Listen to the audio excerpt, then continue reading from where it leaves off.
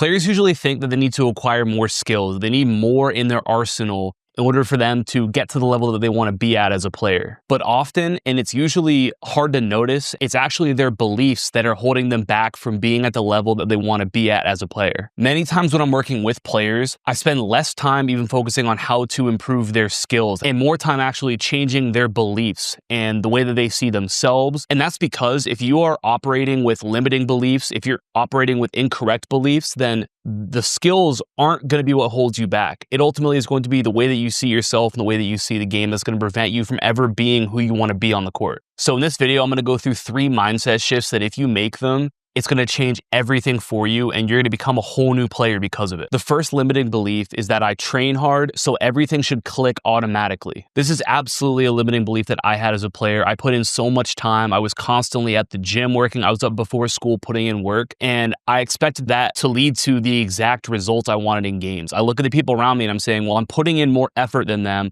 so why are my results not better? And then sometimes you might think, well, maybe I'm just not working hard enough because I look at my teammate over there or that player I know over there who's doing kind of the same things I'm doing. They're just going to the gym and putting in work and they're seeing these great results. So what am I missing? What am I doing wrong? We need to throw away the correlation between the hours that you put in and the success that you see, because training and playing are 2 very different things. So if you were like I was and putting in all this time by yourself on a court, well, now you need to know how to apply those skills that you're trying to work on in a setting where there is 4 other teammates and 5 defenders and a coach and referees and people in the crowd and pressure on all the shots that you're taking, and you're running offensive sets and you have to worry about defense as well. Maybe you're banged up because you got hurt the day before in practice. There are all these factors that make playing so different from training. And it's why you can put in all this time and not have things click for you automatically and not see the results that you expect that you should. There's a player that I coached, and I won't use names. I know a lot of my players watch my videos. I remember the first time that I watched him in a workout, and he was incredible. Like the skill level, shooting, ball handling, athleticism, he had all of it. But then I would watch him play in like a 5-on-5 game, and he would go invisible, he would go silent. And it was because he didn't yet know how to apply the things that he was doing in those game situations. Even in one-on-ones, that player was incredible. He had all these moves in his bag. He was like so skilled, but applying that when there's multiple teammates and less space and coaching and pressure and game plans from the other team, that was the number one thing that we worked on. And it was way more important than any sort of skill workout that he did from that point on, because that was the limiting piece that was holding him back from being the player that he was capable of being. And maybe that's you. Maybe you absolutely kill it in your drills. You kill it in all of the workouts, but then you get to that team setting, you get to that real game, and suddenly you freeze up and you disappear. Now, this requires changing what your belief is about a game skill. When we think of a game skill, we think of being in the gym and perfecting our form shooting and making sure that everything we do is perfect, and we drill the ball, we pound it really hard, and these are the type of moves that we make, and we finish a layup like this. When we talk about a skill that actually matters when it comes to a 5-on-5 game, you need to have skills that are adaptable. So if the defense does something different, if they take away your left hand when you drive, well, are you able to change to your right hand quickly? If the help rotates over early, are you able to make a decision to make a pass a different way than you might normally make? If a defender is closing out really fast, well, are you able to get your shot off maybe a little bit quicker than you normally do because you have less time? And the trap that a lot of players fall into is that they spend all this time working on perfection in their workouts, and then they get to games which are imperfect and they don't have the adaptable skills to be able to apply into those situations that are not perfect. And the second piece of that is your perception and your decision making. So perception being what you see when you're playing. Do you actually see all of the options available to you? Or have you never thought of the fact that when I come off of a screen this way, maybe that's open, or when that guy does that, it means that that option's open. A lot of players are simply playing blind. There are multiple things that they just don't see when they play, and it makes them feel like, well, my skills aren't translating, and it has nothing to do with your physical ability. It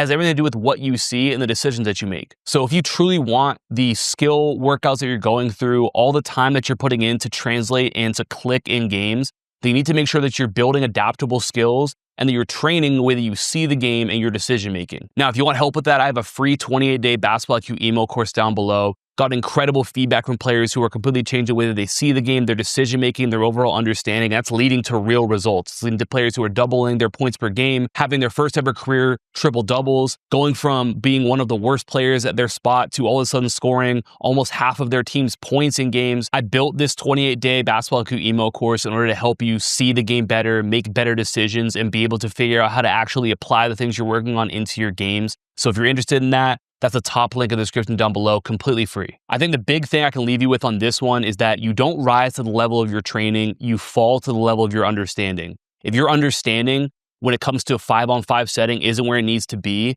then that's going to be your baseline, and that's where you're going to be no matter how great your skills are. The second limiting belief that holds a lot of players back is, if I'm not scoring, then I'm not making an impact and I'm not helping the team. Because of the world we live in, where points are celebrated, players a lot of time measure their impact, they measure their success, they measure their value based on the amount of points that they're scoring in a game. And when they're not scoring, a lot of times they let that impact other parts of their game. Maybe they stop moving on offense. Maybe they stop communicating on defense as much. Maybe they stop running as hard. It's harder for them to keep up the level of effort they need to keep up when they don't feel like they're making an impact because they're not scoring. What you have to understand is that not every player can be Steph Curry. Not every player can be Luka Doncic. Players who have the ball in their hands all the time, who are going to shoot 20, 25, 30 times a game. Most teams will only have maybe one player like that, and there are certainly teams that don't have any players like that. Of the 7 years that I've been a high school coach, there's been multiple teams where we have not had a player who has taken such a high volume of shots. But going with that example,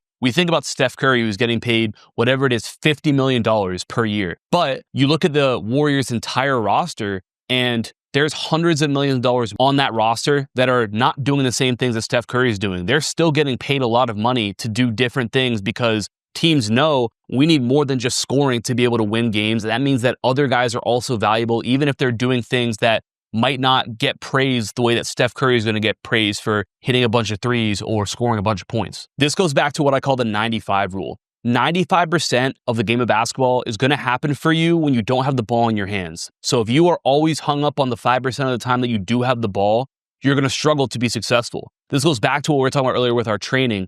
Everybody spends all this time working on their skills with the ball in their hands. They're ball handling, shooting, finishing, but then they get to a game and they have to play without the ball sometimes, and they don't know what to do.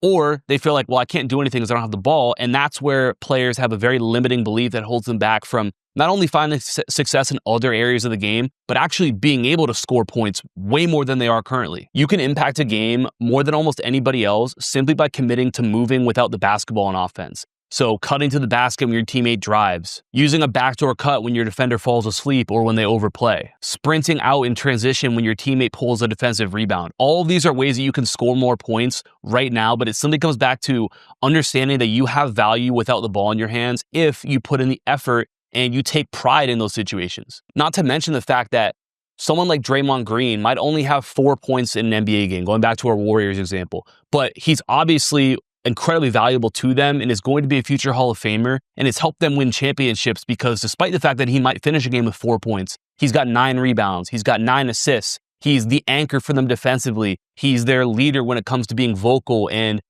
carrying energy for them. They don't get talked about when you look at the box score.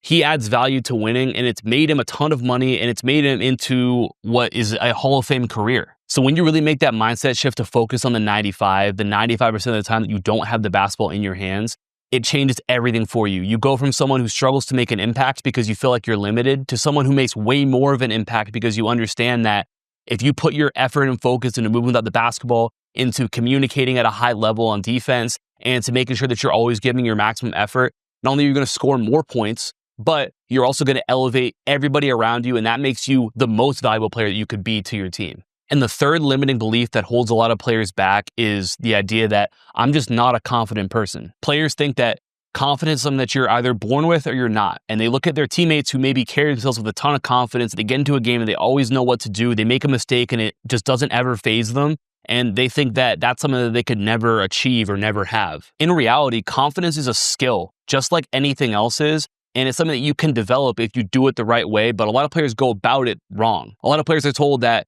You just got to fake it till you make it. And if you go and pretend you have confidence for long enough, eventually you'll get it. And that might work for some players, but it was the exact same message that I got and didn't work for me. And it doesn't work for a lot of players that I talk to. The truth about confidence is that confidence is the belief that you have what it takes to be successful in a certain situation.